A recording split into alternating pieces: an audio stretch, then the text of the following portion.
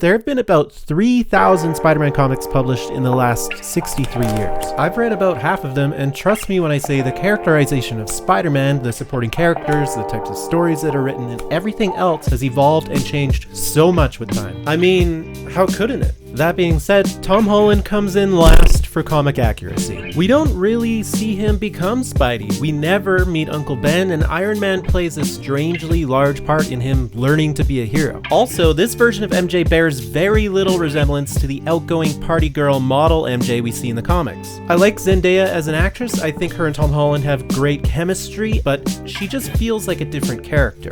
Similarly, Ned Leeds is 0% like his counterpart in the Spider-Man comics and is basically just Genki from the Ultimate Spider-Man Miles Morales comics. But there are some things that are definitely inspired by the Spider-Man comics, like Liz Allen being Peter's first crush, for example, though her dad's not the Vulture in the comics. This scene where Spider-Man is trapped under the rubble is directly inspired by Amazing Spider-Man 33, which is one of my favorite Spider-Man comic books. I will say having Spidey interact with the other superheroes feels very comic booky, but overall, in an effort to distinguish itself from the movies that came before it, Tom Holland's movies are the least comic accurate. I'm putting the Amazing Spider-Man movies in second place for comic accuracy. Gwen and Peter's relationship and Gwen's death at the hands of the Green Goblin are pulled right from the comics. Although in the original it's Norman Osborn tossing Gwen off a bridge, not discount Harry Osborn dropping her in slow-mo from a clock tower. The Amazing Spider-Man also adapts the death of Captain George Stacy pretty faithfully, though in the comics it was Dr. Octopus that killed him, not the Lizard. Oh, and the whole Peter's parents are secret spies subplot, straight out of the comics, though it's a part of Peter's past that a lot of writers tend to ignore. But obviously, the Tobey Maguire Spider-Man movies are the most comic accurate. Spider-Man's origin in the first movie is basically lifted panel by panel from Amazing Fantasy 15. From Crusher Hogan to Spider-Man not stopping the robber to Uncle Ben's death to this guy's dumb hair. I'm gonna list some things they took from the comics as fast as I can. Peter being a photographer for the Daily Bugle, the Green Goblin having split personality disorder, Norman dying by impaling himself with his own glider after Peter jumps out of the way, Harry becoming the Green Goblin after his father's death, Peter's moped, MJ being an actress, Aunt May being so damn old and poor, Peter dumping his costume in a trash can all sloppily when he quits being Spider-Man, using a church bell to get rid of the symbiote, Eddie Brock bonding with Venom in that same church, not dwelling on the high school years, Peter graduated high school by issue 28 of Amazing Spider-Man, and most importantly, the general campy Norman Rockwell vibe of the whole thing. Those movies just feel like you are reading 1960s Stan Lee comics in the best way.